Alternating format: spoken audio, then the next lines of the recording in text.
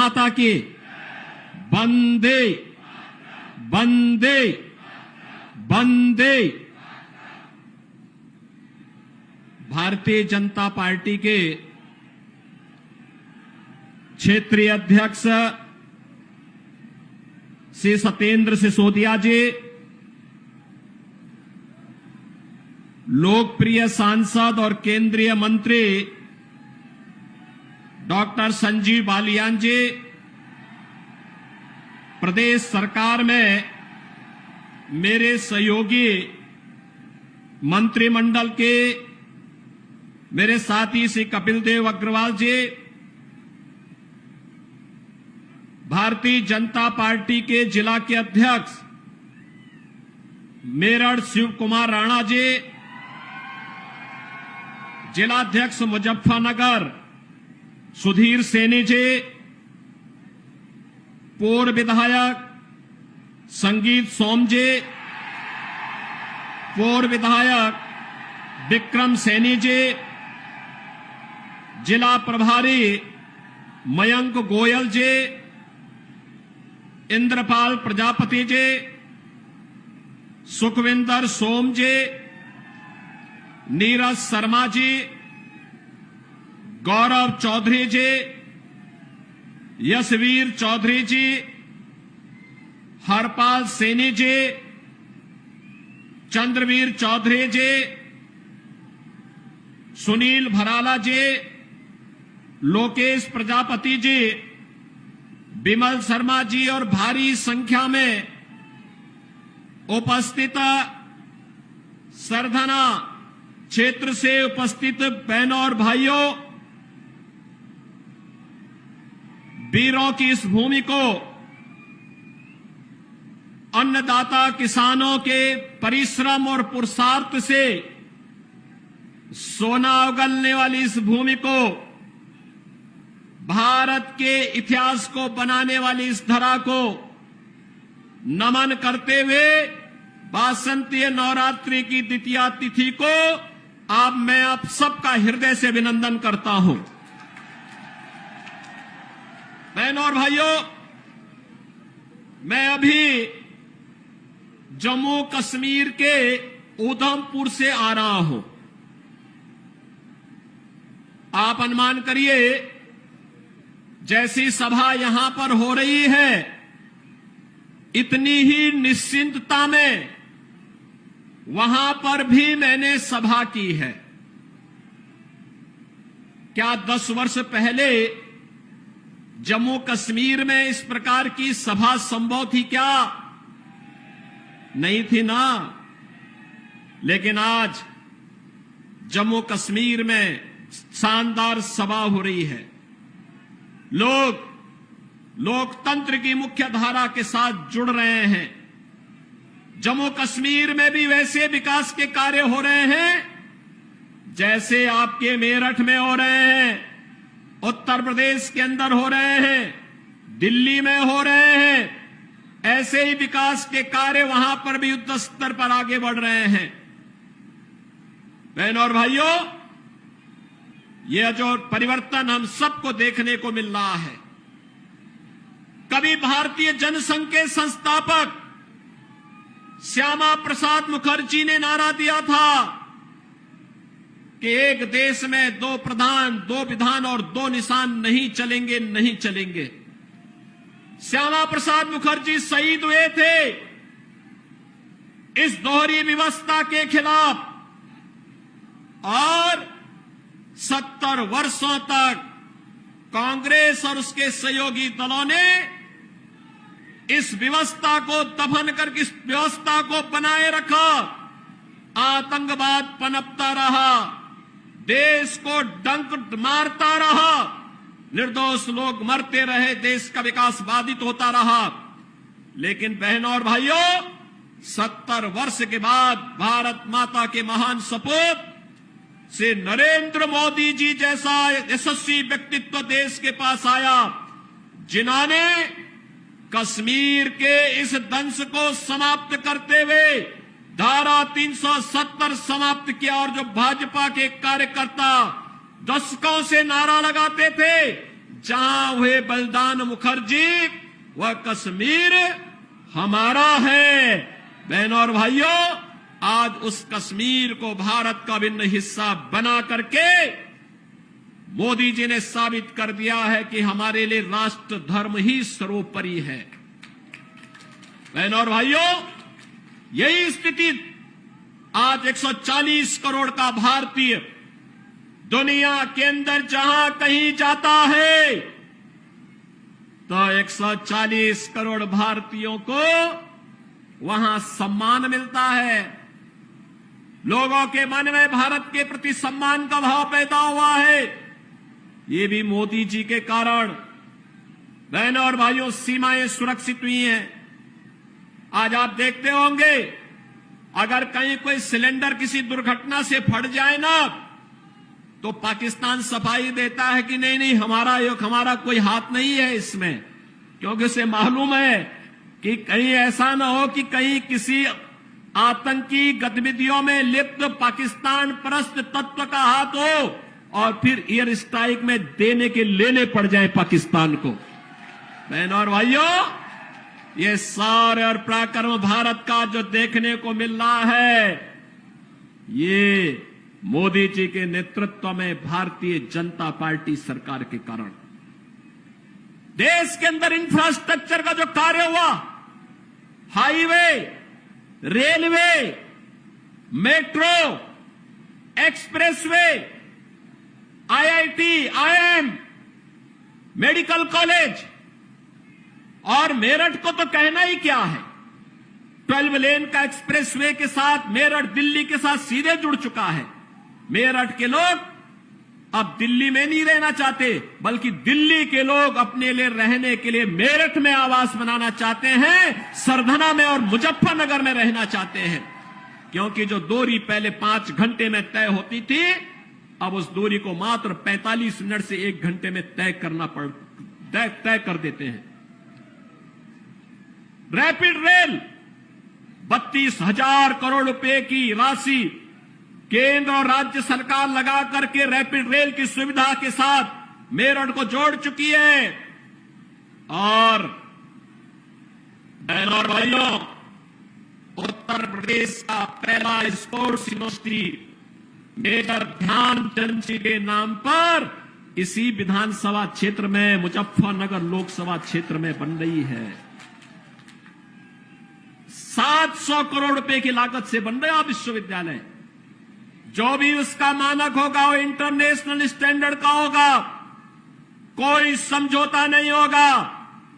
और world class university आपको हम लोग यहां प्रदान करने जा रहे हैं। मेरठ में 1 डिस्ट्रिक्ट 1 प्रोडक्ट में स्पोर्ट्स आइटम को हम लोगों ने प्रमोट किया है। आज मेरठ की आइटम, खेल की सामग्री दुनिया के अंदर बिक रही है। बहनों और भाइयों, मैं आप सबसे ये कहने के लिए आया हूं, एक तरफ विकास और दूसरी तरफ लोक कल्याण और गरीब कल्याण के कार्य। हर घर नल की योजना हो, हर घर बिजली का कार्य हो। एक तरफ भारत 4 वर्ष से 80 करोड़ लोगों को फ्री में राशन की सौगात दे रहा है, और दूसरी तरफ भिखमंगा पाकिस्तान कटोरा लेकर के दुनिया के अंदर भीख मांगता हुआ दिखाई दे रहा है। ये परिवर्तन है। अच्छा नेतृत्व आता है, देश को बुलंदियों की ऊंचाई तक पहुंचाता है। गलत लोग चुने जाते हैं, पाकिस्तान जैसी दलिद्रता आ जाती है। और पाकिस्तान में जो दलिद्रता है, ये वहां के नेताओं के कर्मों के कारण है, और भारत में जो आज संपन्नता है, यहां के यशस्वी नेतृत्व के कारण। मैं बहनों और भाइयों, आप सबसे यही कहने के लिए आया हूं, यही कहने के लिए मैं आपके पास आया हूं। ये जो परिवर्तन आपको देखने को मिल रहा है मेरठ में, पश्चिमी उत्तर प्रदेश में, जो लोग गुमराह करने का कार्य कर रहे हैं, ये वही लोग हैं जिन्होंने संगीत सोम और संजीव बालियान को जेल के अंदर डाल करके यहां की जनता को कर्फ्यू में झोंकने का काम किया था। और मैं आज आपसे ये कहने के लिए आया हूं, ये चुनाव हमारा व्यक्तिगत रूप से किसी व्यक्ति के साथ मतभेद हो सकता है, लेकिन विचारधारा, राष्ट्र धर्म हमारे लिए सर्वोपरि है। और इसके साथ कोई समझौता नहीं हो सकता है। जहां पे राष्ट्र धर्म को चुनने की आवश्यकता पड़ेगी, हम सब कुछ छोड़ करके राष्ट्र धर्म को चुनेंगे और राष्ट्र धर्म के लिए अपने आप को बलिदान कर देंगे। इसमें किसी भी प्रकार का कोई संकोच नहीं होना चाहिए और इसीलिए मैं आपका आह्वान करने के लिए आया हूं। हमें वह सरकार चाहिए जो कांवड़ यात्रा चला सके। कर्फ्यू लगाने वाली सरकार नहीं चाहिए, कर्फ्यू लगाने वाले लोग नहीं चाहिए। हम लोग इस बात को ध्यान में दें, जो लोग कर्फ्यू के पक्षधर रहे, दंगा पॉलिसी जिनकी इस पूरे क्षेत्र में यहां के निर्दोष नागरिकों पर झूठे मुकदमे दर्ज करके यहां के नौजवानों के जीवन को जिन लोगों ने निगलने का काम किया था, उन लोगों को कभी माफ करने की आवश्यकता नहीं। जो ये लोग आए होंगे तमाम प्रकार की बातें कहने के लिए आए होंगे। बहनों और भाइयों, मैं आपसे एक बात और कहना चाहता हूं। आपने महाराणा प्रताप का जीवन देखा होगा। महाराणा प्रताप, जब महाराणा प्रताप की बात होती है तो भारत के स्वाभिमान की बात होती है, भारत के सम्मान की बात होती है। स्वधर्म और स्वराष्ट्र के लिए कैसा बलिदान चाहिए। सत्ता नहीं, घास की रोटी खाएंगे लेकिन विदेशी हुकूमत के सामने कभी सिर नहीं झुकाएंगे। बहनों और भाइयों, जिन लोगों ने कर्फ्यू करके इस क्षेत्र में बहन बेटियों की इज्जत को नीलाम करने का काम किया था, जो लोग यहां की बेटी और व्यापारी के जीवन के लिए खतरा बन चुके थे, उन लोगों को फिर से पनपने का अवसर मत दीजिए। वे लोग आएंगे, दुम दबा करके आएंगे, बाद में गिरेबान को पकड़ करके इस पूरे क्षेत्र में फिर अव्यवस्था और अराजकता फैलाने का कार्य करेंगे। इसलिए मैं आज आपका आह्वान करने के लिए आया हूं। विकास में कोई कोताही नहीं बरती गई, किसी भी प्रकार की कोई कोताही केंद्र और राज्य शासन ने नहीं बरतने दी। सुरक्षा के साथ कोई खिलवाड़ नहीं होने दिया, बेटी और व्यापारी को सुरक्षा का माहौल दिया। और बहनों और भाइयों, हमें व्यक्तिगत मतभेदों को दरकिनार करते हुए देश के बारे में सोचना है। देश और राष्ट्र धर्म से बढ़कर के हमारे लिए कोई कुछ नहीं हो सकता है। और यही आह्वान करने के लिए आज मैं यहां पर सरधना की भूमि पर आया हूं। ये वीरों की भूमि है और वीरता कभी कायरता नहीं दिखाती है, शॉर्टकट का रास्ता नहीं अपनाती है। वीरता तो अवसर आने पर राष्ट्र धर्म के लिए सर्वस्व न्यौछावर करने के लिए अपने आप को तैयार करती है। और उसी वीरता का आह्वान करने के लिए मैं आपके पास आया हूं, आपसे कहने के लिए, यह देश, पूरे देश के अंदर एक आवाज है। उत्तरो, दक्षिणों, पूर्वो, पश्चिमो, एक ही आवाज है पूरे देश के अंदर। मुझे 3 दिन पहले महाराष्ट्र जाने का अवसर प्राप्त हुआ था। उससे 1 दिन पहले मैं राजस्थान गया था। अभी जम्मू कश्मीर से आ रहा हूं और केवल यहां की सभा के लिए आया हूं, अन्यथा मेरे और भी कार्यक्रम थे। मैंने कहा नहीं, मैं जाऊंगा सरधना में, मैं इस बार जरूर जाऊंगा, 24 में मैं जरूर जाऊंगा। और बहनों भाइयों, मैं इसीलिए आया हूं आपसे कहने के लिए, जो लोग गुमराह कर रहे हैं उनके गुमराह में आने की आवश्यकता नहीं। ये लोग कभी नहीं आएंगे। फिर जाति के सौदागर उपयोग करेंगे, बाद में सौदेबाजी करके गायब हो जाएंगे। हमें किसी भी ऐसे व्यक्ति के बहकावे में नहीं आना है जिससे हमारा राष्ट्र धर्म खतरे में आए।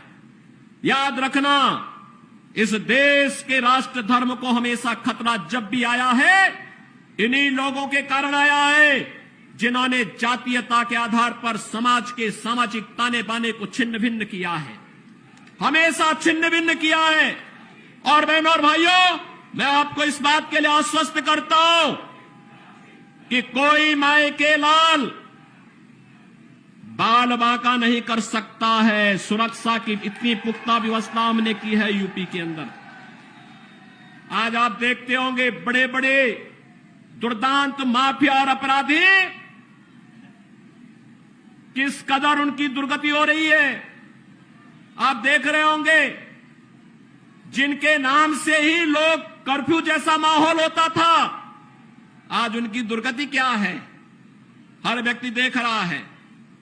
इन माफिया और अपराधियों की स्थिति क्या है आप रोज सोशल मीडिया के प्लेटफॉर्म को उठा करके देखते होंगे।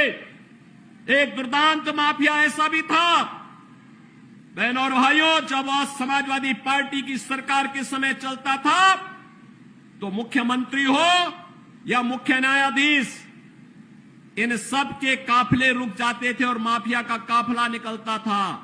और जब हमने कार्रवाई की उस माफिया के खिलाफ और उसको रगड़ करके कोर्ट के सामने प्रस्तुत किया तो उसकी पैंट गीली हो गई थी,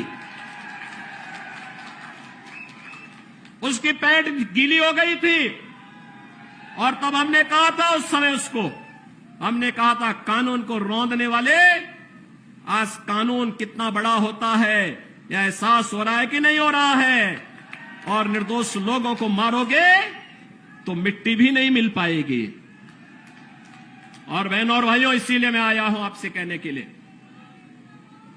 देखो जिनकी गर्मी हम शांत कर चुके हैं उनको गर्म मत होने दीजिए। अब इस क्षेत्र को विकास की मुख्य धारा के साथ जुड़ने दो। उनकी सबकी गर्मी शांत हो गई है, वे गए काम से।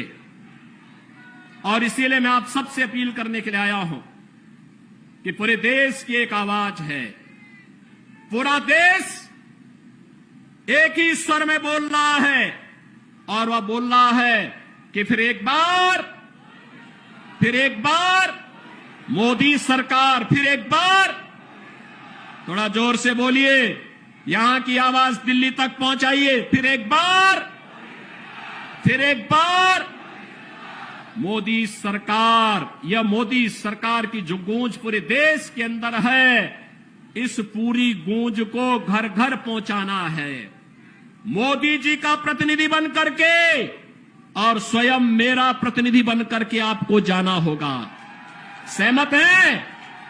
सहमत हैं? हमें कमल चुनाव चिन्ह देखना है, हमें कमल चुनाव चिन्ह देखना है। आप सहमत हैं? सभी लोग सहमत हैं?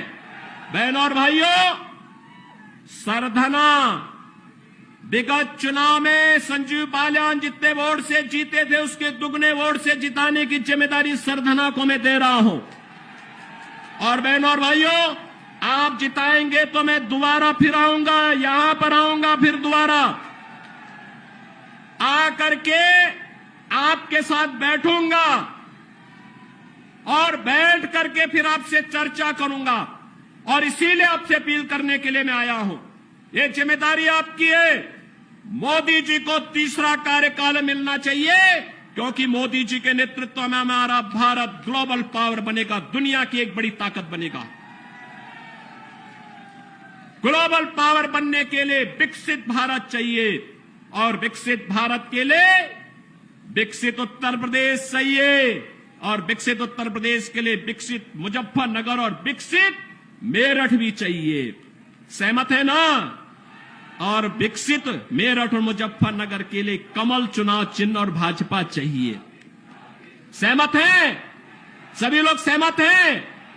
तो भाई मेरे साथ फिर दोनों हाथ ला करके बोलिए, जहां तक मेरी आवाज जा रही है। दोनों हाथ उठाइए, दोनों हाथ उठाइए, दोनों हाथ ला करके बोलेंगे, भारत माता की, भारत माता की, भारत माता की जय श्री राम, जय जय श्री राम, जय जय श्री राम।